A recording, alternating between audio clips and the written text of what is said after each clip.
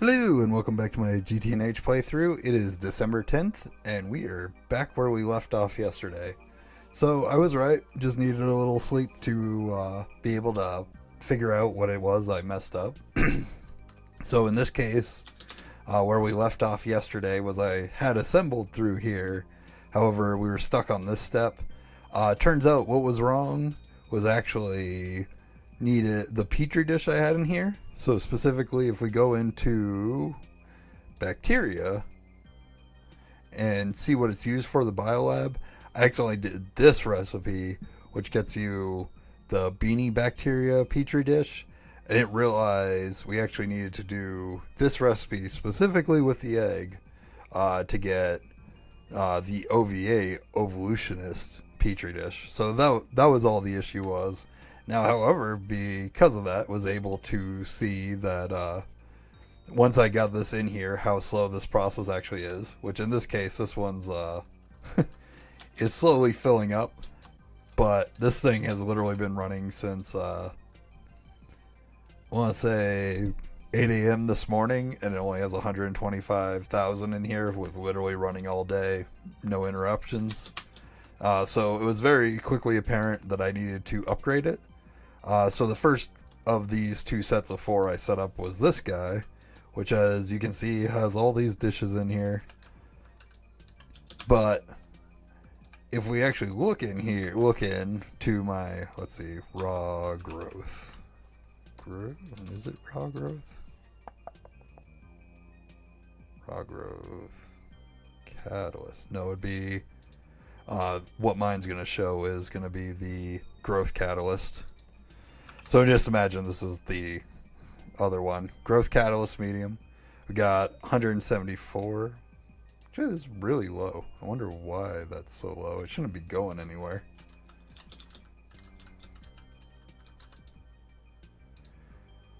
Bacteria, growth catalyst medium. Interesting. I swear earlier when I left work I had like nearly 1 million in here, but I haven't used it for anything that I'm aware of. Interesting. Sorry, just checking recipes real quick because no, it wouldn't be that guy. So yeah, whatever. I'll figure that out later. But anyway, so I set this guy up, and it is substantially faster. The reason it goes so slow is these things basically run the opposite of the way the turbines do, where instead of you want to limit the flow in and keep it regulated, you're actually wanting to limit the flow out. So I'm going to break this tank here to show what's going on, and this is going to be replicated over here. Just this is not working the way it's supposed to. Oh, that's why. Well, that's fun.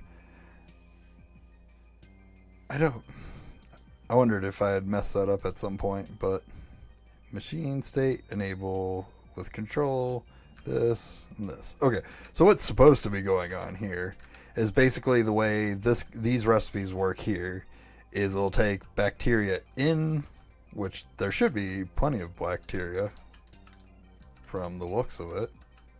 I'm a little confused at what's going on here. Everything was working before when I left off.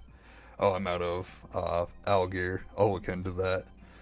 So that's our limiting factor, which is unfortunate since I had the regulator messed up. I probably wasted a ton of the growth medium, but that's alright. These are basically free unlimited, which is why we built it out here.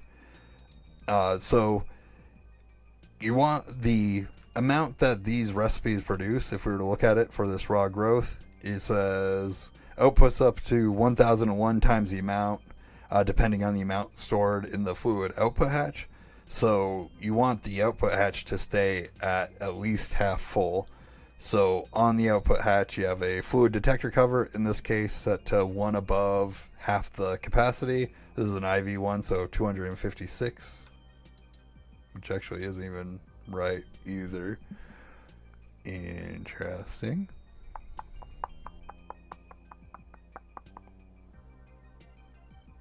Look up, make sure I'm saying this right before. Let's see, GTNH bacterial vet.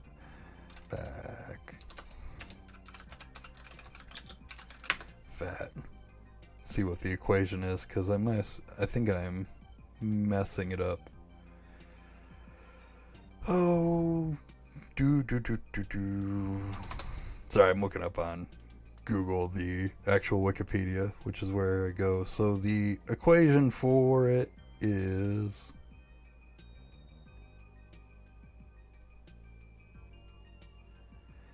BV is a closed system with a limited carrying capacity K for bacteria growth.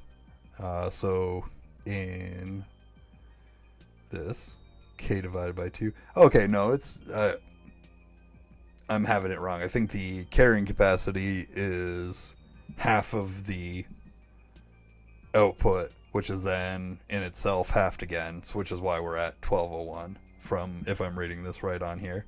But anyways, so once this hits 128,000, this fluid detector cover will output its signal. Like if I were to invert it, we can see it is also not. Oh, there it goes. It should be. It's because this thing's set to every 5 seconds to save on TPS. But I'll put that back to normal. So whenever it doesn't have enough capacity, obviously this guy's off. And then this thing, because they are on the same output block with this regulator, will respond to the machine control cover, which it responds to the redstone. So once this guy receives a redstone, it starts outputting at 404 at every 100 ticks. We said this guy's checking the signal every 5 seconds, plus this is longer than the recipe. So ultimately, once this guy fills back up again, it'll be outputting at max capacity. And then I just have it outputting to this tank, specifically for cases like this, where I can tear it down and like troubleshoot if something's going wrong. Like in this case, I forgot to include enable with machine state. Let's see if I did the same thing over here. Okay. Never mind, I just voided all the bacteria because the freaking shadow wrench is too strong. Great. Oh, shoot. Well, at least it remembered all of its settings. Enabled machine state. So now this is going to take a while to build back up. Oh, let me make sure this is still outputting at the strong signal. Give it about 5 seconds. Yeah, it is. Okay. So that, I don't have to hit it with the soldering oil again. I really need... The wrench can be frustrating sometimes. It's nice to have it fast, but I think now that I have the Vajra, I probably need to get a lower mining speed wrench and just make myself less painful for instances like that. Because also, too, now I gotta go through and turn all these guys back on. Turn back on. Back on. Oh, whatever. It'll build back up. This guy actually fills up relatively fast, so it's not too big of a deal. I do have all the logic for everything down below. Just a bunch of cables. We got this guy's just running, or both these guys are running at UV. I just went with ZPM overclocked because I am actually weirdly short on cobblestone. Like if I do the UV trans. Let me do UV 16. Like if I were trying to make a UV 16 amp energy hatch, where is it? You'll see missing cobblestone and also apparently missing polybendazolite. So, things I need to address. But that is these guys.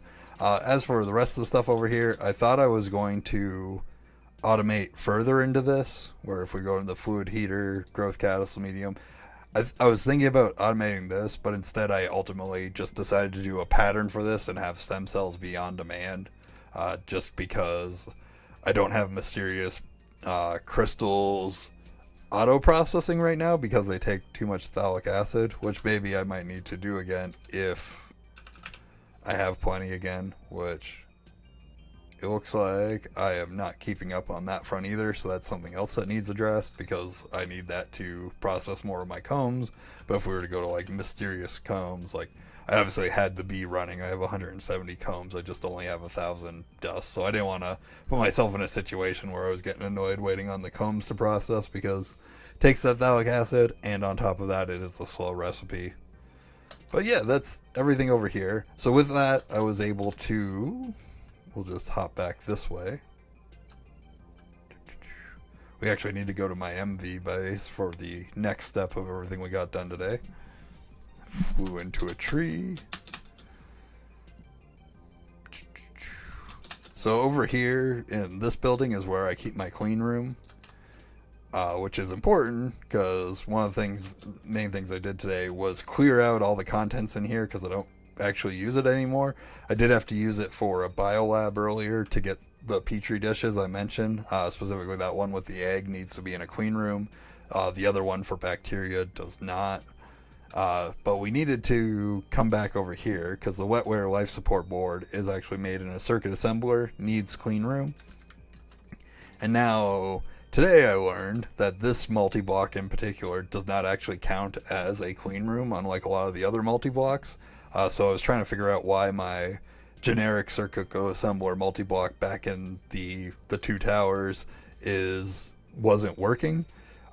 Then I decided to try to be cheeky and build a new multi-block of that over here just to be faster and easier to upgrade in the future and not have to worry about it anymore. Turns out this thing being in here doesn't actually register as being in the clean room, like the recipe still doesn't work. So ultimately I still had to make the single block assembler to be able to make these wetware circuits, but I needed this first one so that we can then move on to the next bit of progress for the day. Pretty productive day, which is all the way up here. Welcome, introducing my PCB Factory with the biolab update.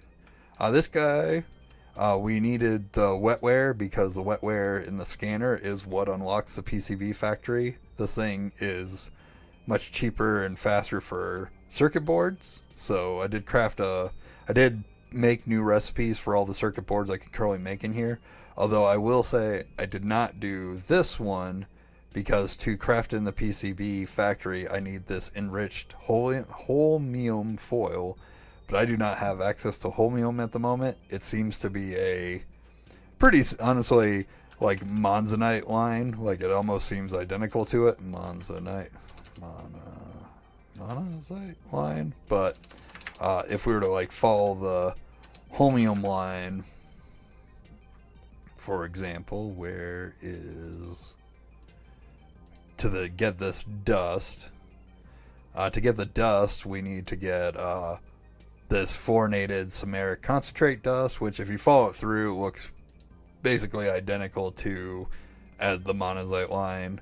Although, following it all the way back, I didn't see any case where I needed to run it through a dissolution tank. So, thankfully, that should be a little better, but maybe, I don't know. We keep going back and we'll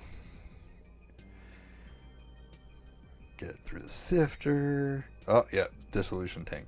So yeah, literally, it literally is just like the monzonite line, but do it again. So I'll have to take a few hours someday to set it up so I can make the wetware circuits over here. It's just not something I have set up. Like you can see, looks like roughly a 16-step process or so to be able to get this holmium dust. I was looking around to see if there was like some way around that, but aside from having the quantum force transformer, which we are quite a bit away from, does not appear to be the case. So, or I guess I technically use UU matter, but that's not going to be sustainable for very long. And this guy does not yet. I could do this meteor ritual, actually, if I wanted to skip the line, now that I think about it, because I do have, obviously, the life points for it. Circuit Assembler 6. Maybe I'll do that. Just, that'll be faster and actually put all that work into blood magic to use. But anyways, so yeah, I got this set up. Like I said, not with the wetware circuit. Wasn't too bad. Nothing, like, it's pretty straightforward multi-block so far. Though it is kind of cool because you can add these upgrades. Like, this upgrade's not actually attached. You come over here into the configuration menu and see, like, biochamber, and then you just, like, so for example, the default was -5, -1.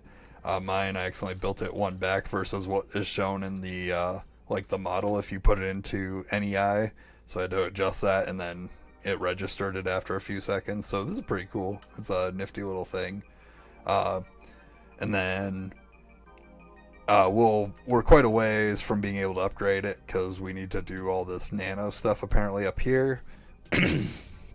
Up next to like continue progress though, working on being able to make these wetware circuits. So we need to craft this neural processing, which takes UU matter. And part of my confusion yesterday is like, oh, I get UU matter from the UU matter fabrication. However, I need nitinol, but nitinol is locked behind the wetware circuits and being able to craft this Mark III here. So the solution's pretty simple. It's just set up the single block chain of events. So in this case, we've got a recycler, ampla fabricator, and then mass fabricator. And I just set this, all my stuff that I have the most of in the game, I just threw in here just to try to I have more cactus than I think I'll ever use, and just like this other stuff in here, and it's easy to refill all these things. Like they will all fill up pretty fast with time. Turn it in, and then currently I set that up an hour and 20 minutes ago. So let's see where we're at. 3,654. Actually, for kind of like a fun comparison, I'm curious. So what I set up all the way back in MV is, and I very rarely come over to this building because this is my IC2 crop building, and IC2 crops may be the most boring thing that in this game. But I set up this so that all the excess stuff from my crops comes down here to a bunch of LV machines. Oh, you know, that's actually not bad. 85 buckets essentially for 1,400 hours-ish, roughly, of playtime that this server's been running and this has been going, and that's what we've gotten to. So obviously this particular path won't be sustainable, but I do have enough in here that I can like jumpstart my wetware circuits at the very least and not have to wait on those single blocks if I, depending on what I decide to do tomorrow for the day. So yeah, that's like the bulk of it. Let me check my notes because I actually wrote down everything today since there was so much stuff. Oh yeah, so the last thing I did, but I have not set up because I still need to craft quite a bit for it, is I actually crafted this guy. Mega Alloy Blast Furnace. Let's see if it's is it a quest? Nice. It is, however, still a little bit from actually being able to be crafted. It'll probably be some. I think I'm gonna leave the server on overnight and try to set this up tomorrow, because I need 360 of whatever coil in here. The rest of these blocks, no problem. They should all be pretty easy. But this block is expensive. 4 stacks of alloy blast furnace blocks plus UV circuits and UV voltage coils and all that jazz. But I can't remember if it was specifically this block as well, but there were 2 different things, Orundum and Tiberium. I apologize if they weren't specifically on this craft. These were just 2 things that cropped up today. I was trying to figure out how to get Orundum dust. And Orundum is weird because the way you actually gain access to it is through the forming press. That's why we got the Tiberium. The Tiberium was to make the Orundum. But through the forming press, you take raw silicone and Tiberium to make this Orundum plate. And then from there you use the Orundum plate to turn into dust or whatever. So that was just something interesting. Thankfully, the quest, I was looking around at small dust, big dust, yada yada, ABS, see where I could find it. But the quest book in here was the save the day for that one. Orundum, if I can spell. Yeah, Orundum. To make Orundum, check out the recipe for Orundum plate. So, thanks to whatever dev put that sentence in there to figure out how to do that guy. And then Tiberium, though, you don't get, same thing, you don't get access through the dust. It is a Ross AB ore, but to get it to any sort of processing, you got to actually use the crystal. So you can get the crystal through the dust, or you get the dust, but the dust doesn't smelt. And you got to turn the dust into the actual crystal form, which then you can turn into the block, which then you can throw into the slicing or cutting machine to get the plates.